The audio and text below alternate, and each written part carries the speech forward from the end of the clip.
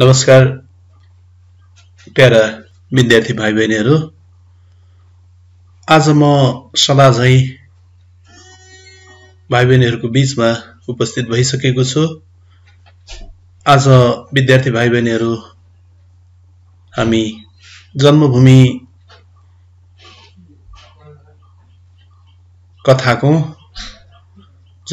कथाको शब्दार्थ तथा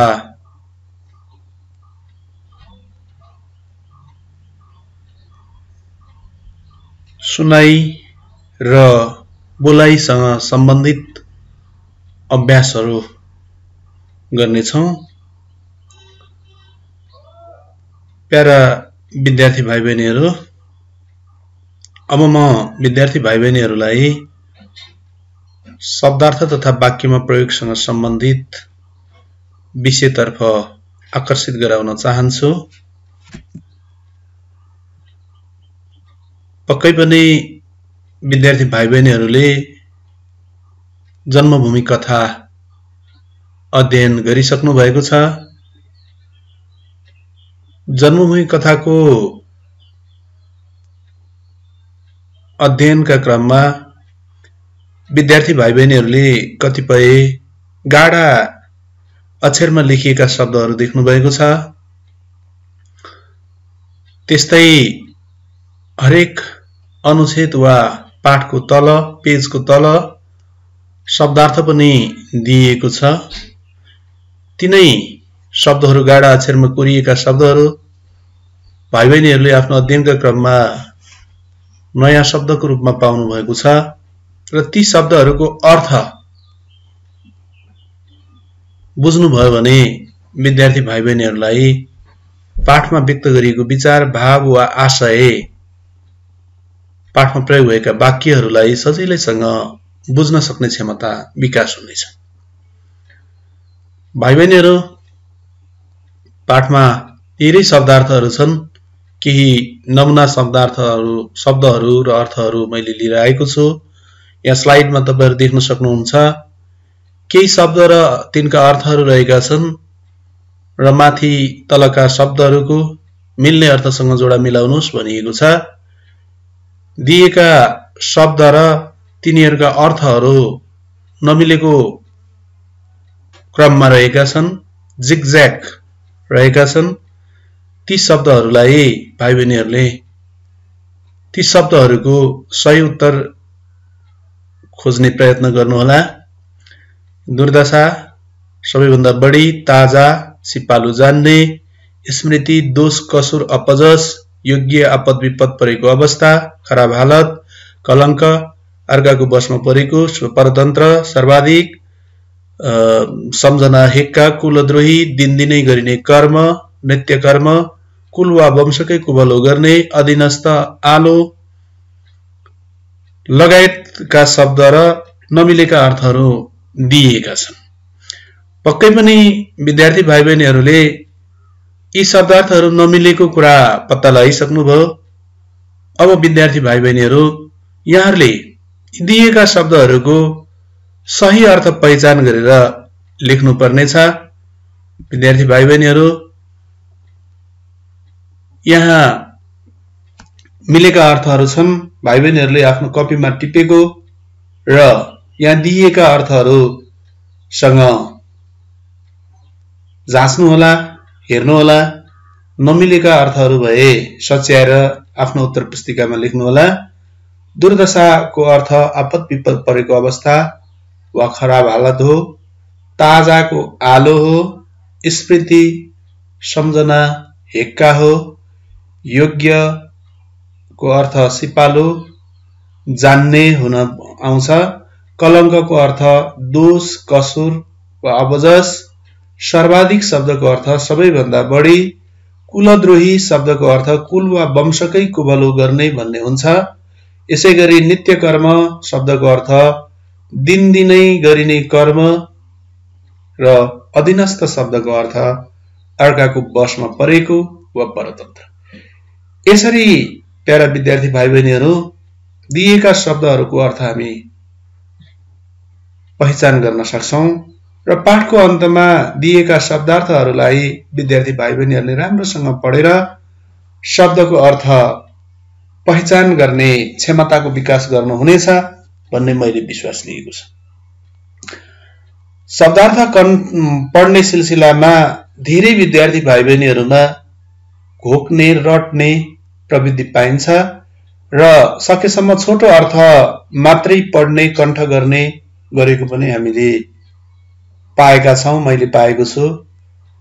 विद्यार्थी भाइ बहिनीहरू छोटो छोटो मात्रै अर्थ कण्ठ गर्ने, लामा अर्थहरू ख्याल नराख्ने हो भने पक्कै पनि विद्यार्थी भाइ बहिनीहरूको सिकाइमा चाहेको व्यवहार निर्माण हुँदैन, सिकाइ पूर्ण हुँदैन। त्यसैले शब्दार्थ कण्ठ गर्दा, शब्दार्थ पढ्दा विद्यार्थी भाइ बहिनीहरूले लामा लामा अर्थ पनि ख्याल गर्नुपर्ने हुन्छ। यसतर्फ म विद्यार्थी भाइ बहिनीहरूको ध्यानाकर्षण गराउन चाहन्छु र विद्यार्थी भाइ बहिनीहरूलाई यो शब्दार्थ मार्फत पाठमा उल्लेखित भएका प्रत्येक अनुच्छेदको तल तल दिएका शब्दहरूको अर्थ राम्रोसँग अध्ययन गर्न अनुरोध पनि गर्दछु र विद्यार्थी भाइ बहिनीहरू अब शब्दलाई वाक्यमा प्रयोग कसरी गर्ने, वाक्यमा प्रयोग गर्दा के गर्न सकिन्छ भन्ने तर्फ म दोहोर्याउन चाहन्छु। विद्यार्थी भाइ बहिनीहरू शब्दार्थ जानेर मात्रै हाम्रो सिकाइ पूर्ण हुँदैन। अर्थ बताउन सकेर शब्दको भाव वा आशय बुझेर मात्रै हामी हाम्रो सिकाइलाई बलियो बनाउन सक्दैनौं। सँगसँगै आज सिकेको शब्दको अर्थ पछिसम्म हाम्रो स्मृतिमा रहनको निम्ति, हामीले सम्झने बन्नको निम्ति ती शब्दहरूको अर्थ खुल्ने गरी वाक्यमा प्रयोग गर्ने सिपको हामीले विकास गर्नुपर्ने हुन्छ। र विद्यार्थी भाइ बहिनीहरू मैले केही नमुना शब्द र त्यसको वाक्यमा प्रयोग गरेको छु। भाइ बहिनीहरूले पनि अघिल्ला कक्षाहरूमा वाक्यमा प्रयोग सम्बन्धी अभ्यास पक्कै पनि गर्नुभएको छ। यहाँ दुर्दशा भन्ने शब्द रहेको छ। यसको अर्थ अगाडि नै विद्यार्थीहरू भाइ बहिनीहरूले पढिसक्नु भएको छ। भन्नुहोस् त दुर्दशाको अर्थ। धन्यवाद।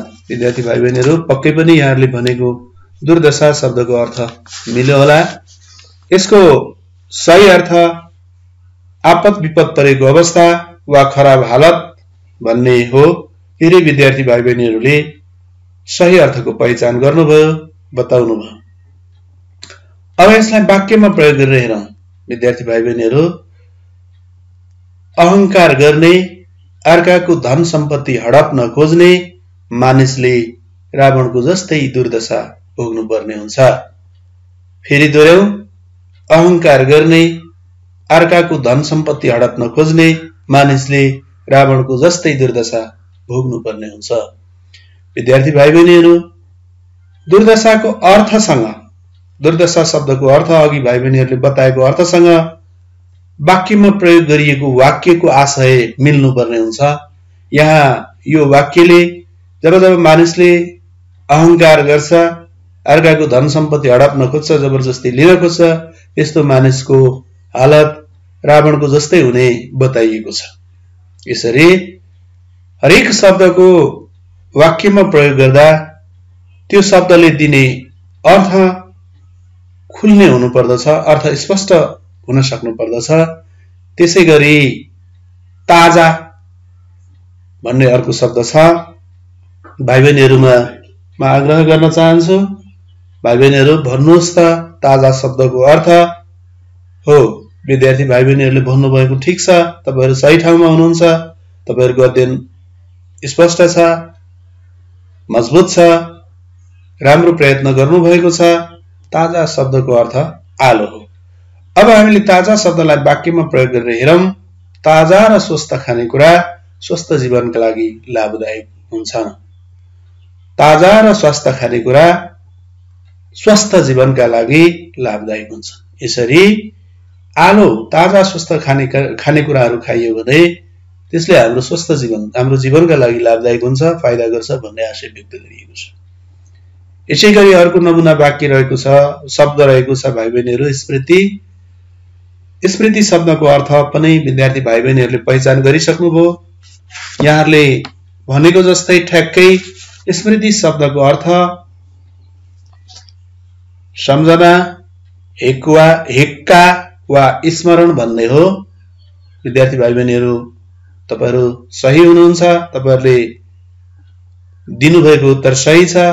अब यसलाई वाक्यमा प्रयोग गर्ने प्रयत्न गरौं। विद्यार्थी भाइ बहिनीहरू आफै पनि गर्न सक्नुहुन्छ, या मैले स्लाइडमा तयार गरेको वाक्य पनि हेर्न सक्नुहुनेछ। आफ्नै विगतको स्मृतिमा हराइरहेका लक्ष्मण टाढा कतै कुखुरो बासेको आवाज सुनेर जुरुक्क उठे। आफ्नै विगतको स्मृतिमा हराइरहेका लक्ष्मण टाढा कतै कुखुरो बासेको आवाज सुनेर जुरुक्क उठे। भाइ बहिनीहरू, स्मृति शब्दले दिने अर्थ, स्मृति शब्द मार्फत शब्दको अर्थ सम्झना वा हेक्का हुन आउँछ। यहाँ दिएको वाक्यले लक्ष्मण आफ्नै विगतको बितेको समयको स्मरणमा हराइरहेका थिए, सम्झनामा हराइरहेका थिए, ध्यानमग्न थिए। उनी चाहिँ स्मरण गरिरहेका थिए, हेक्का आइरहेको थियो, याद आइरहेको थियो। टाढा कतै कुखुरो बासेको आवाज सुनेर जुरुक्क उठे। यसमा पनि स्मृति शब्दको अर्थ स्पष्ट भएको छ यो वाक्यमा पनि। यस्तै योग्य शब्द छ। भाइ बहिनीहरूले योग्य शब्दको पनि अर्थ पहिचान गरिसक्नुभयो। धन्यवाद विद्यार्थी भाइ बहिनीहरू। यहाँहरूले भने जस्तै यस शब्दको अर्थ सिपालु वा जान्ने भन्ने हुन आउँछ। अब यसलाई विद्यार्थी भाइ बहिनीहरू तपाईहरु पनि आफ्नो कपीमा वाक्यमा प्रयोग गर्ने प्रयत्न गर्नुहोस्। मैले नमुना वाक्य निर्माण गरेको छु, यसलाई हेरौं। शिक्षा र संस्कारले मानिसलाई योग्य बनाउँछ, योग्य नागरिक बनाउँछ। शिक्षा र संस्कारले मानिसलाई योग्य नागरिक बनाउँछ। पक्कै पनि सिपालु वा जान्ने पढे लेखेको मानिस, शिक्षाले युक्त मानिस, संस्कारले युक्त मानिस नै योग्य मानिस हुन्छ, अनुभवी बन्छ, सिपालु हुन्छ, जान्ने मान्छे बन्छ भन्ने आशय वाक्यले दिएको छ। यसरी योग्य शब्दको अर्थ वाक्य मार्फत खुलाउने प्रयत्न भएको छ। यस्तै अन्य शब्दहरू छन्। कलंक, सर्वाधिक, अधीनस्थ जस्ता शब्दहरू यहाँ छन्। विद्यार्थी भाइ बहिनीहरू यस्ता शब्दहरूको अर्थ पहिचान गरेर आफ्नो उत्तर पुस्तिकामा अर्थ खुल्ने गरी वाक्यमा प्रयोग गर्ने प्रयत्न गर्नुहोला। कलंक, दोष, कसुर, अब्जस भन्ने हुन्छ। विद्यार्थी भाइ बहिनीहरूले सही उत्तर दिनुभएको छ। जसलाई वाक्यमा प्रयोग गरेर हेर्दा नमुना वाक्यको रूपमा ल्याउँ। लंकाको राजा आफू बनेमा वंश विनाश गराई राजा बनेको कलंक आफूमाथि लाग्न सक्ने तर्क विभीषणले लक्ष्मण समक्ष प्रस्तुत गरे। यहाँ विभीषणको आशंका व्यक्त गरिएको छ वाक्यमा। यदि विभीषण राजा बन्ने हो भने आफ्नो वंश विनाश गरेको कलंक, दोष, आरोप, कसुर, अपजस आफ्नो शिरमा लाग्ने भावुक आशय वाक्यमा व्यक्त गरेका छन् विभीषणले। यो वाक्यका मार्फत कलंक शब्दको अर्थ स्पष्ट बनाइएको छ। त्यसैगरी सर्वाधिक शहरको सर्वाधिकको अर्थ पनि विद्यार्थी भाइ बहिनीहरूले सही भनिसक्नु भएको छ। सर्वाधिकको अर्थ सबैभन्दा बढी, सबसे ज्यादा हुन आउँछ। रावण युगकै बलशाली तथा पराक्रमी भएर पनि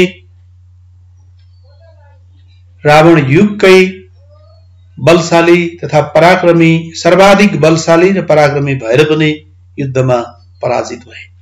रावण युगकै सर्वाधिक बलशाली र पराक्रमी भएर पनि युद्धमा पराजित भए भन्ने वाक्य छ। विद्यार्थी भाइ बहिनीहरू यसमा पनि सबैभन्दा बलियो आफ्नो युगको, त्यो समयको रावण सबैभन्दा बलशाली र पराक्रमी भएर पनि युद्धमा पराजित भएको अर्थ वाक्यमा छ र सर्वाधिक सबैभन्दा बढी बलशाली भन्ने अर्थ खुलेको छ। त्यस्तै अर्को शब्द रहेको छ पहिले नमुना वाक्यको रूपमा, नमुना शब्दको रूपमा अधीनस्थ, अर्काको अधीनमा रहेको, अर्काको नियन्त्रणमा रहेको भन्ने अर्थ। विद्यार्थी भाइ बहिनीहरू, तपाईहरूले सही पहिचान गर्नुभएको छ। युद्धको नियम अनुसार अर्को राज्यलाई परास्त गरेर आफ्नो अधीनस्थ बनाउनु स्वाभाविक मानिन्छ। अधीनस्थको भने अर्थ स्पष्ट भएको छ।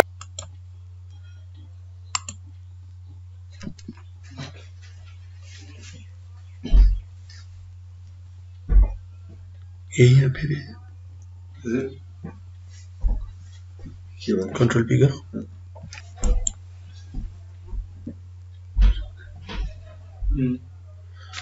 विद्यार्थी भाइ बहिनीहरू, यहाँहरूलाई मैले यी केही नमुना शब्दहरूको अर्थ खुल्ने गरी वाक्यमा प्रयोग गराउँदै अभ्यास गरे। अब प्यारा विद्यार्थी भाइ बहिनीहरूलाई म शब्दार्थ खण्डमा दिएका सबै शब्दहरूको लगभग यो पाठमा भएका शब्दार्थ खण्डमा भएका सबै शब्दहरूको अर्थ खुल्ने गरी वाक्यमा प्रयोग गर्न आग्रह गर्छु, अनुरोध गर्छु। मैले यसो भनिरहँदा कतिपय विद्यार्थी भाइ बहिनीहरूको अनुहार अलि निराश भएको देखे। शब्दार्थ त कण्ठ गर्ने कुरा हो, यसलाई वाक्यमा प्रयोग पनि गर्नुपर्छ र भन्ने विद्यार्थी भाइ बहिनीहरूलाई लाग्नु स्वाभाविकै हो। तर म आग्रह गर्छु, अनुरोध गर्छु, सल्लाह दिन्छु, विद्यार्थी भाइ बहिनीहरू, कण्ठ गरेको कुरा, घोकेको कुरा यो केही समयपछि बिर्सन सकिन्छ। त्यसैले विद्यार्थी भाइ बहिनीहरूले आफूले पढेका, आफूले कण्ठ गरेका शब्दहरूलाई वाक्यमा प्रयोग गर्ने, लिखित रूपमा वाक्यमा प्रयोग गर्ने प्रयत्न गर्नुभयो भने यहाँहरूको वाक्यमा प्रयोग गर्ने क्षमता अथवा भाषाको लिखित अभिव्यक्ति गर्ने क्षमता विकास हुन जान्छ, जसले गर्दा तपाईहरूको एकातिर ह्यान्डराइटिङ अक्षर शुद्ध र सफा हुने, अर्कोतिर लिखित अभिव्यक्ति क्षमताको पनि विकास हुने भएको हुनाले विद्यार्थी भाइ बहिनीहरूले अप्ठ्यारो नमानी, असजिलो नमानी, सरले बोझको रूपमा हामीलाई यो अभ्यास गराउनु भयो भन्ने नसम्झिकन म सिक्दैछु, म गर्दैछु, म जे गर्दैछु मेरा लागि गर्दैछु, मेरो आफ्नै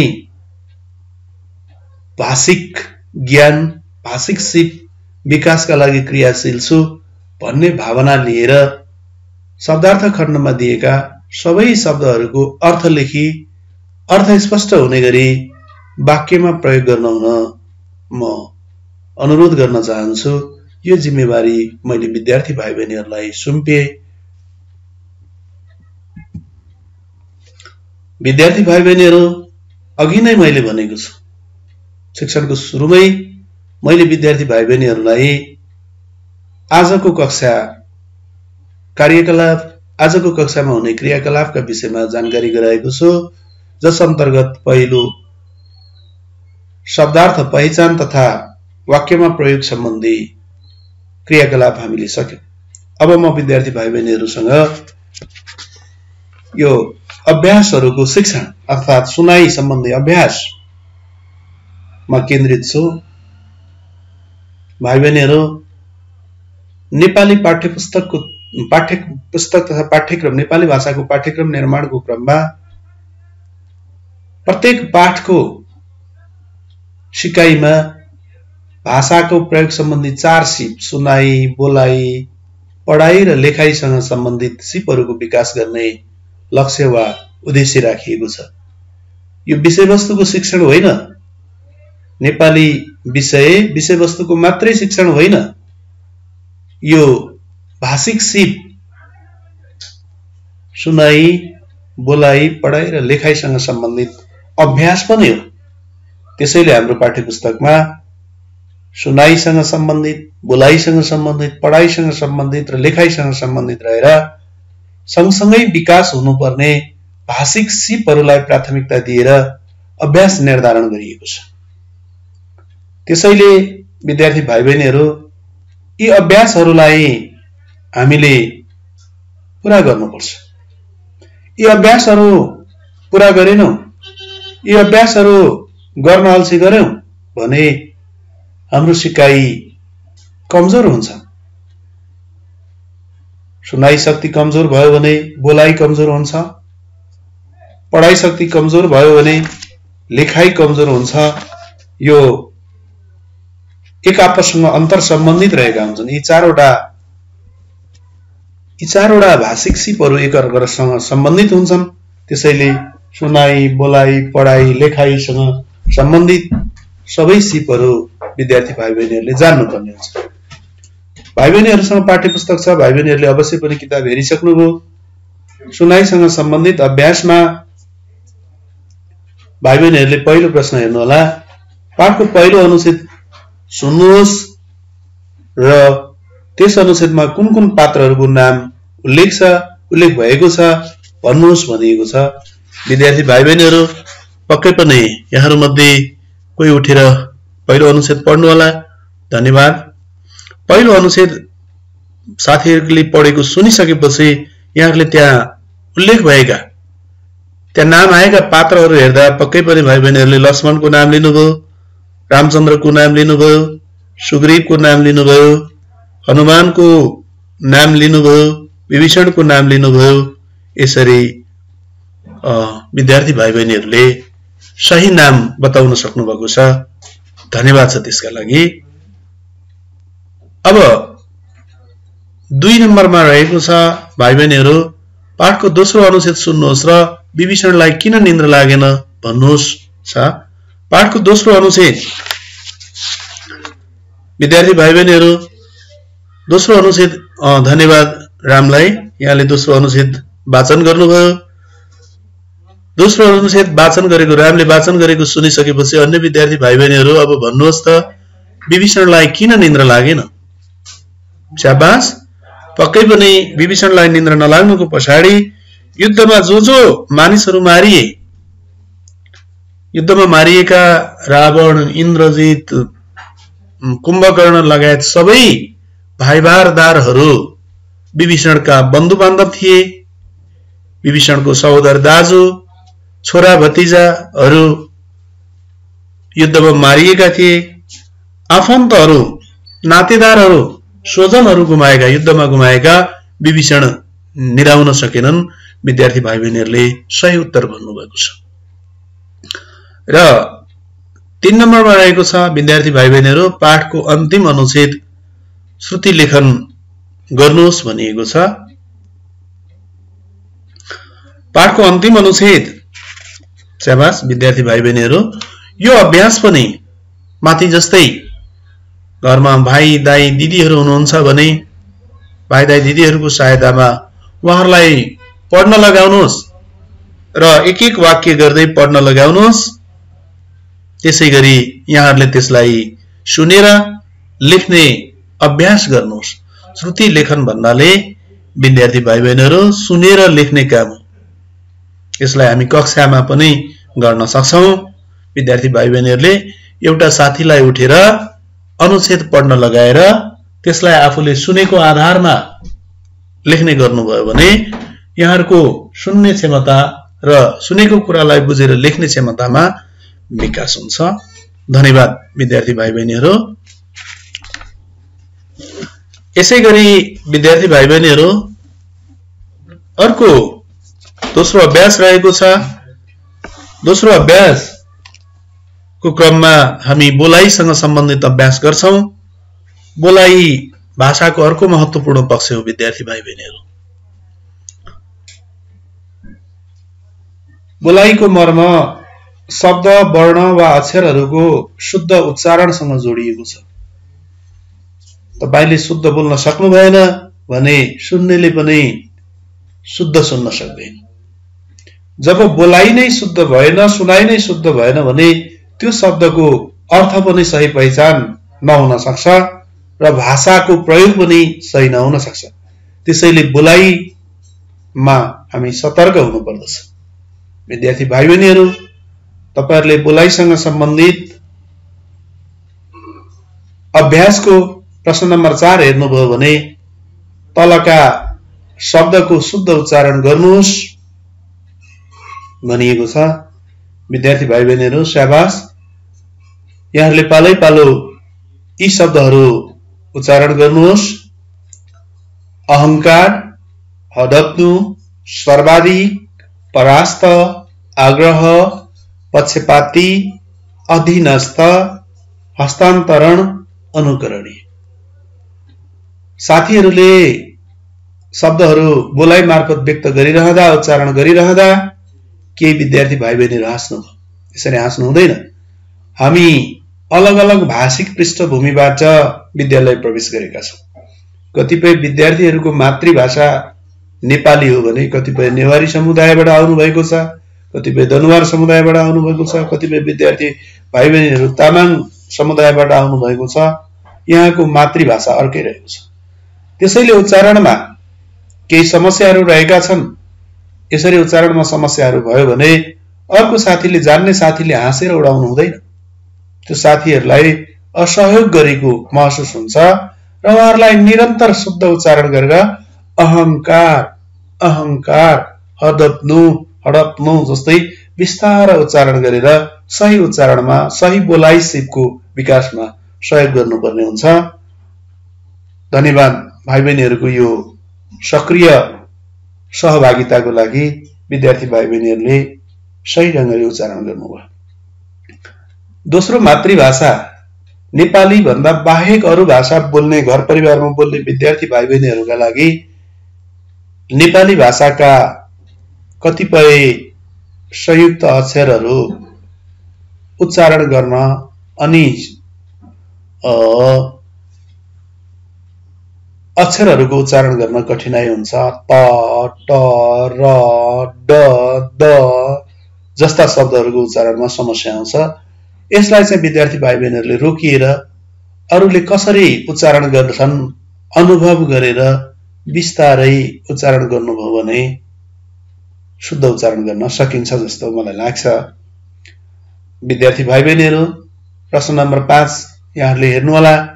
तलका शब्दहरूको अर्थ भन्नुहोस् भनिएको छ। त्यहाँ केही शब्दहरू रहेका छन्। प्रहर, सोजन, दुर्दशा, ताजा, स्मृति, नित्य कर्म, योग्य, कलङ्क, प्रतीक्षा, अविस्मरणीय, कार्यभार र आदर्श जस्तो छ। पालै पालो विद्यार्थी भाइ बहिनीहरू भन्नुहोस् त प्रहरको अर्थ। हो, स्याबास। अब यसरी अभ्यास गरिसकेपछि विद्यार्थी भाइ बहिनीहरू, यहाँहरूले अर्थ बताउनु भन्दा अगाडि, भन्नुभन्दा अगाडि यी शब्दहरूको अर्थ आफ्नो उत्तर पुस्तिकामा लेख्ने गर्नुभयो भने यसले विद्यार्थीहरूको लिखित अभिव्यक्ति पनि राम्रो हुने हुन्छ। त्यसैले मौखिक रूपमा सोधिएका प्रश्नहरूको उत्तर भन्नुभन्दा अगाडि उत्तर पुस्तिकामा उत्तर लेख्ने गर्नुभयो भने त्यो उपयोगी हुन्छ, प्रभावकारी हुन्छ विद्यार्थी भाइ बहिनीहरू। प्रश्न नम्बर 6 हेर्नुहोस्। लक्ष्मणको चरित्र तपाईलाई कस्तो लाग्यो? पाठका आधारमा भन्नुहोस्। विद्यार्थी भाइ बहिनीहरू, यहाँहरूले जन्मभूमि कथा पढिसक्नु भएको छ। जन्मभूमि कथाको विषयवस्तु जानिसक्नु भएको छ। त्यहाँका घटना, प्रसंग, सन्दर्भहरू जानिसक्नु भएको छ। अब यहाँहरूले त्यो कथामा उल्लेखित भूमिकाका आधारमा, लक्ष्मणले खेलेको भूमिकाका आधारमा, लक्ष्मणको चरित्रका आधारमा यहाँहरूले आफ्नो उत्तर दिनु होला। स्याबास विद्यार्थी भाइ बहिनीहरू, यहाँ तपाईहरुले भनेका कुराहरू सही भइसकेका छन्। लक्ष्मणमा चाहिँ सबैभन्दा बढी उत्तरदायित्व देखिन्छ, कर्तव्य परायणता देखिन्छ। उनी चाहिँ भातृत्व प्रेमको भावनाले ओतप्रोत भएका छन्। उनी चाहिँ भातृत्व प्रेमको उत्कृष्ट नमुना हुन्। उनले माता सीतालाई आमाको ठाउँमा सम्मान गरेका छन्, दाजुलाई पिताको ठाउँमा सम्मान गरेका छन्।